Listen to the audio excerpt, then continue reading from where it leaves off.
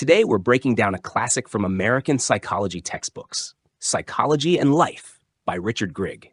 Elon Musk once said something brutally honest. Don't expect me to be a calm, balanced person while also revolutionizing the electric car industry and sending humans to Mars. It sounds arrogant at first, but think about it. He might actually be telling a harsh truth.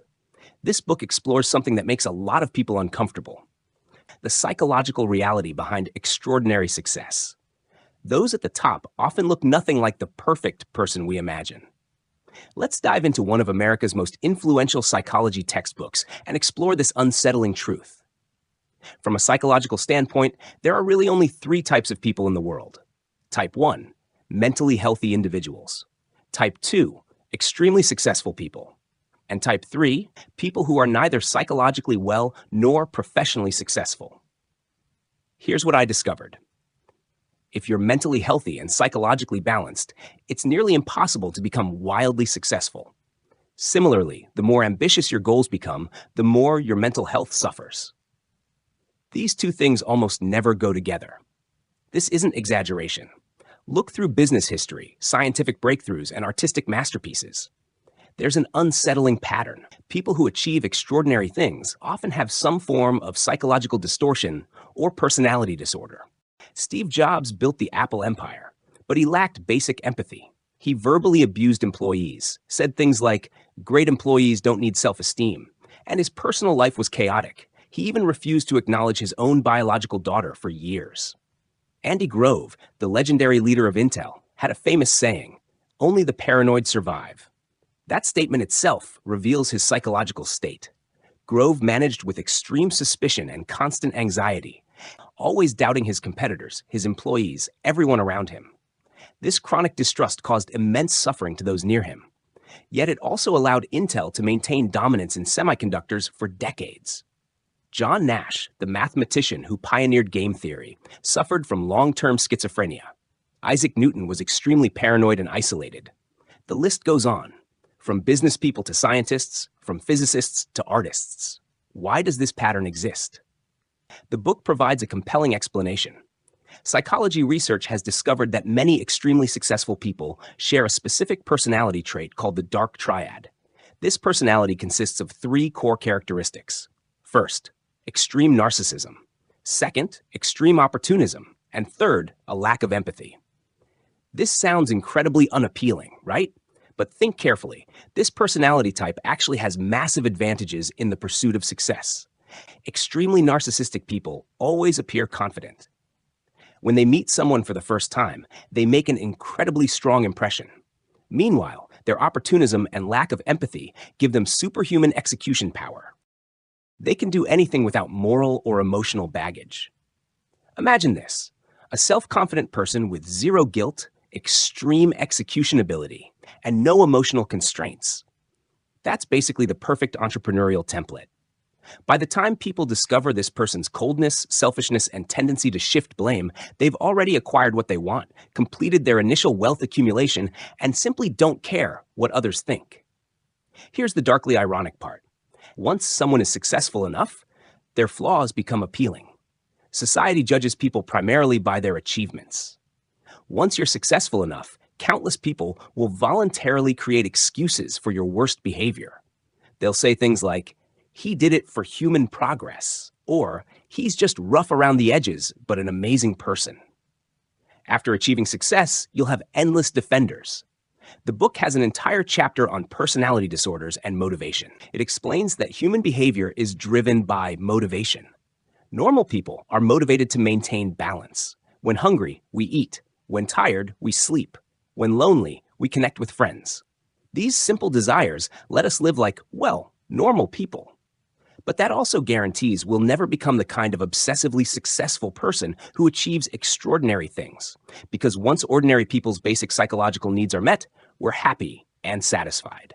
After a long day's work, most of us just want to relax, watch a show, maybe scroll our phones. But extremely successful people's drive comes from something different, from some form of deficit or imbalance. Extreme self-doubt might evolve into an obsessive need for control. A lack of security might become an obsession with wealth. They carry an internal void that can never be filled. So they have to keep running, exhausting themselves, burning out emotionally, sacrificing those around them, all to achieve personal success. Elon Musk had a female assistant who served him for 12 years. When she asked for a single raise, he fired her on the spot. You can barely have conversations about fairness or human connection with these people. In business logic, this coldness is exactly what capital wants: pure efficiency. They can strip away empathy like a machine, cut away fatigue, eliminate responsibility to family and loved ones, and just push forward. Can ordinary people do this? No. Most of us want work-life balance. So the best we can hope for is to become a mentally healthy ordinary person. We can't become that twisted version of success. But here's the problem. What if ordinary people try to chase that kind of extreme, obsessively unhealthy, and professionally unsuccessful? You might think, I understand business is hard, but how can I not even guarantee my own mental health? Some people say, I watch comedy every day. I don't make much money, but I laugh. Does that count as being mentally healthy? To be serious, if you've read this book, you'll realize that being mentally healthy is actually incredibly difficult. The book defines mental health with several key dimensions. First, accurate self-awareness. Second, the ability to handle pressure without breaking. Third, the capacity to build intimate relationships. Fourth, emotional self-regulation. Every single one requires tremendous wisdom. Take accurate self-awareness. When ordinary people face setbacks, they either spiral into self-blame and depression or blame everyone else. A mentally healthy person must constantly balance between enjoying life and pursuing real goals. We all have limited energy. You can't have everything. This requires incredible logic and patience. Consider handling stress. In today's world, anxiety is everywhere, like air. To stay mentally healthy means being able to identify what you truly want versus what you can let go of. Your boss offers overtime pay. Do you take the money but fail the work? Do you want money or freedom? It seems like a choice, but often you don't really have one. That's why staying mentally healthy, living in a state of ease and contentment, is genuinely difficult. Mental health definitely isn't synonymous with mediocrity.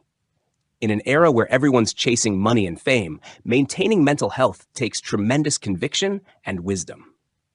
More importantly, we need to face a crucial reality. Those successful people's psychological distortions are often innate. Their brain structure and upbringing made them capable of withstanding that kind of pressure and isolation. If ordinary people force themselves to mimic Dark Triad traits, what happens? We'll probably fail at the very first step because we're normal people with boundaries and principles. After hurting someone, we feel massive guilt. We couldn't fire a loyal colleague. We couldn't deny our own children. The things successful people do casually, ordinary people simply can't. If we force ourselves to try, the cognitive dissonance between our inner self and our actions will destroy our mental health. We'll realize our career never took off, and our mind has already broken. We need to accept this truth. The great achievements in human civilization are created by a tiny minority. They're society's fuel. They trade their psychological health for civilizational progress. We can appreciate them, we can watch from the sidelines, but there's no need to imitate them, because genius can't be copied. For most of us, life itself is the goal. Living well is the ultimate success. The book has a line that really stuck with me. Psychology's ultimate goal is to improve the quality of human life. Notice, quality, not quantity. Someone successful but unable to sleep, cold to their kids, completely disconnected, their quality of life might not beat an ordinary person who sees beauty in the seasons and has genuine close relationships.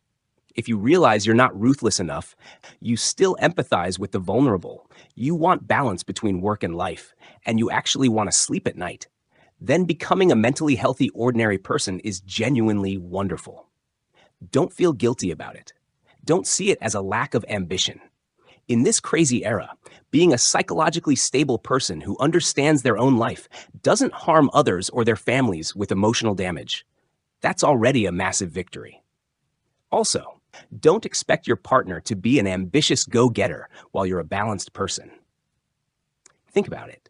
Would we be willing to be the fuel for someone else's ambition? Those extremely successful people rarely have stable, happy marriages. Anyway, that's our breakdown of this book. We don't need to change the world. We just need to live well. When we can accurately understand ourselves, handle pressure without falling apart, build genuine close relationships, and control our own emotions, we've already won. Let me end with a line from the book that really captures what matters. An ordinary person who can feel happiness possesses a higher quality of life than a successful person who's lost the ability to feel anything at all.